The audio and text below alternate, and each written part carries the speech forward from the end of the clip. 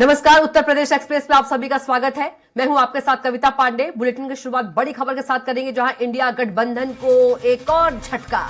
रालोद के एनडीए में जाने की राह लगभग साफ। दिल्ली में जयंत चौधरी ने भाजपा नेताओं से की मुलाकात। मुजफ्फरनगर और हाथरस सीट को लेकर सपा और रालोद के बीच दूरियां बन गई हैं। राष्ट्रीय लोकदल के मुखिया चौधरी जयंत सिंह न सिर्फ भाजपा के संपर्क में है, बल्कि 3 सीटों पर सहमति होने का भी दावा किया जा रहा है।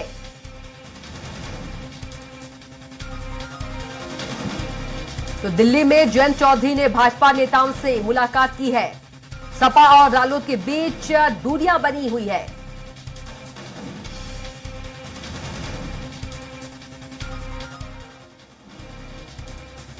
और इसी खबर पर ज्यादा जानकारी के साथ हमारे साथ उत्तर प्रदेश के संपादक राघवेंद्र त्रिपाठी जी जुड़ गए हैं। राघवेंद्र जी, इंडिया गठबंधन को एक और झटका लगा। रालोद के एनडीए में जाने की राह लगभग साफ हो गई है।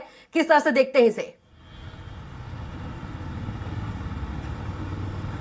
जरा लिख दो, कौन कट गया जी।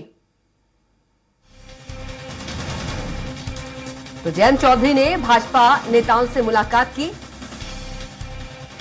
सपा और रालोद के बीच दूरियां बनी हैं, तो इंडिया गठबंधन को एक और झटका।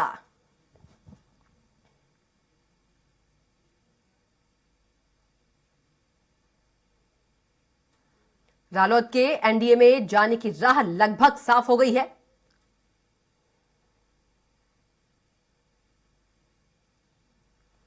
सपा और रालोद के बीच बनी हुई है दूरियां। मुजफ्फरनगर और हाथरस सीट को लेकर बनी दूरी, तो इंडिया गठबंधन को एक और झटका लगा है।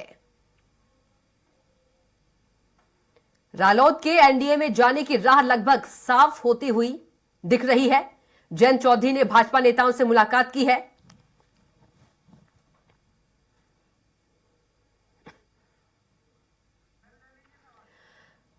राघवेंद्र त्रिपाठी जी, देखा जाए तो इंडिया गठबंधन को एक और झटका लगा है। रालोद के एनडीए में जाने की राह लगभग जो है वो साफ होती दिख रही है। कैसे देखते हैं इसे? देखिए कविता जी, इंडी गठबंधन को लगातार झटका लग रहा है। पहले ममता बनर्जी ने झटका दिया, फिर नीतीश कुमार ने बिहार में झटका दिया, उद्धव ठाकरे ने महाराष्ट्र में झटका दिया हुआ ऑलरेडी। वह सीटों को लेकर वहां भी तालमेल नहीं बैठ रहा है। उत्तर प्रदेश में लग रहा था कि हाँ, इंडी गठबंधन के जो सहयोगी दल है वह साथ रहेंगे, लेकिन ऐन वक्त पे अब आरएलडी जयंत चौधरी जो राष्ट्रीय लोकदल पार्टी है वह किनारा कसने की तैयारी कर रही है। और किनारा कसने की कई वजहें हैं। 1977 से लेकर अब तक भारतीय जनता पार्टी के साथ 4 बार उनका समझौता हो चुका है। इसी तरह से समाजवादी पार्टी जब मुलायम सिंह के हाथों थी तो अजीत सिंह के अच्छे रिश्ते थे। 4 से अधिक चुनाव लोगों ने साथ लड़ा है। 5 विधानसभा के चुनाव साथ लड़े थे। तो माना जा रहा था कि अखिलेश यादव के साथ जयंत चौधरी रहेंगे। लेकिन जिस तरह की स्थितियां पैदा हुई, मुजफ्फरनगर को लेकर, सीट को लेकर जिस तरह से आपसी विवाद हुआ, उससे साफ हो गया कि जयंत चौधरी अब समाजवादी पार्टी के खेमे में नहीं रहने वाले हैं। हालांकि कल ट्विटर पे यानी एक्स पे वाद विवाद हुआ। अखिलेश यादव ने साफ कहा कि जयंत चौधरी जानते हैं कि किसानों का संघर्ष बेकार नहीं जाएगा। इसके जवाब में जयंत चौधरी ने लिख दिया कि किसान भोले जरूर हैं लेकिन मूर्ख नहीं है। इसके मतलब आप सपा के ऊपर इस तरह से आरोप भी लगा दिया कि आप किसानों के मुद्दों को लेकर जनता को मूर्ख बना रहे हैं। तो कुल मिला के रास्ता साफ हो चुका है। भारतीय जनता पार्टी से 3 स्तर की वार्ता जयंत चौधरी की हो चुकी है। 7 के बजाय 3 सीटों पर ही जयंत चौधरी मानने को तैयार हो गए, चूंकि उनको लग रहा है कि भाजपा के साथ रहेंगे तो 3 में से 3 सीटें जीत सकते हैं। समाजवादी पार्टी के साथ रहेंगे तो हो सकता है कि पिछली तरह इनका खाता बने खुले। चूंकि 2019 का चुनाव समाजवादी पार्टी के साथ लड़े थे, 9 सीटों पर चुनाव लड़ा जयंत चौधरी ने, एक भी सीट नहीं जीत पाए थे। तो जयंत चौधरी को भी अपना भविष्य देखना है। और अंदर खाने ये भी चर्चा है सियासी गलियारों में कि चौधरी चरण सिंह को भारत रत्न देने की मांग भी जयंत चौधरी ने किया है। अब देखना है कि कब इसका ऐलान होता है। लेकिन इतना मान लीजिए कि आपसी सहमति बन चुकी है, सीटों का बंटवारा हो चुका है, केवल औपचारिक ऐलान बाकी है। जयंत चौधरी अब एनडीए के साथ जाने वाले हैं। इंडी का सफर उनका यहीं तक था, यहीं तक उन्होंने भूमिका बनाई थी। हालांकि राहुल गांधी की यात्रा भी 16 फरवरी को यूपी में प्रवेश कर रही है।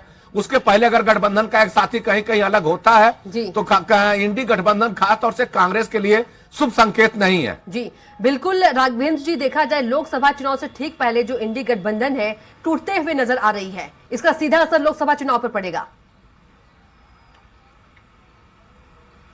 जी बिल्कुल पड़ेगा, चूंकि आपने 2 महीने पहले से भूमिका बनाई थी कि हम मिलकर चुनाव लड़ेंगे, मोदी को परास्त करेंगे, भाजपा का रथ उत्तर प्रदेश में रोकेंगे। चूंकि दिल्ली की कुर्सी यूपी होकर जाती है, यूपी में 80 लोकसभा सीटें हैं और भारतीय जनता पार्टी 2014 में 73 सीटें जीती थी, 2019 में 64 सीटें जीती थी। उसके बाद जितने भी उपचुनाव हुए लोकसभा के मैनपुरी को छोड़ दें तो सब में भारतीय जनता पार्टी ने फतह कर ली।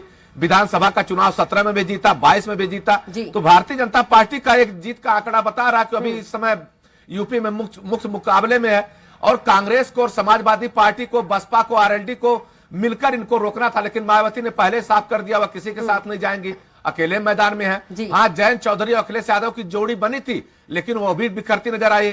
तो भारतीय जनता पार्टी लगातार काम कर रही है, बूथ स्तर से लेकर केंद्रीय स्तर तक लोग काम कर रहे हैं और भारतीय जनता पार्टी ने बाकायदा अभियान चलाया है दूसरे दलों को, नेताओं को जोड़ने के लिए। इनकी एक कमेटी बनी, उनको जोड़ा जा रहा है। दूसरे दलों जो नेता है कांग्रेस के, सपा के, बसपा के, अगर पार्टी छोड़कर आना चाहते तो उनका स्वागत है। तो ऐसे में जयंत चौधरी को लाना कोई ताज्जुब नहीं है। हाँ, इतना जरूर है कि इतनी पुरानी दोस्ती इतनी जल्दी टूट रही है या इस पे लोग सवाल उठा रहे हैं। जयंत चौधरी को कुछ लोग तो सत्ता लोलुप भी बता रहे हैं, लेकिन जयंत चौधरी मौके की नजाकत को भांप रहे हैं। वो जानते हैं कि 2024 में बिना भाजपा के उनकी बैतरणी पार नहीं होगी। अखिलेश यादव के साथ रहेंगे तो उनको नुकसान ही नुकसान है। हालांकि भले ही 7 सीटों पर लड़ेंगे लेकिन जीत की गारंटी नहीं है। लेकिन मोदी ने जिस तरह से गारंटी दी है प्रदेशवासियों को, तो जीत की भी गारंटी दिख रही है। अभी तक 49% से अधिक वोट परसेंटेज बीजेपी का 2019 में रहा है, उसको बढ़ाने की भी तैयारी बीजेपी ने की है। तमाम जातियों को जोड़ रही है और पसमंदा मुसलमानों को भी जोड़ा है। तो इस मौके की नजाकत को भांप कर ही जयंत चौधरी भाजपा की तरफ रुख किए हैं। अब माना जा रहा कि 1-2 दिन में औपचारिक ऐलान भी हो जाएगा कि जयंत चौधरी अब एनडीए का हिस्सा है। बिल्कुल राघवेंद्र जी, तमाम जानकारी के लिए आपका बहुत ही शुक्रिया और आप बने रहिएगा। अगली बड़ी खबर पर भी आपसे महत्वपूर्ण जानकारी लेंगे।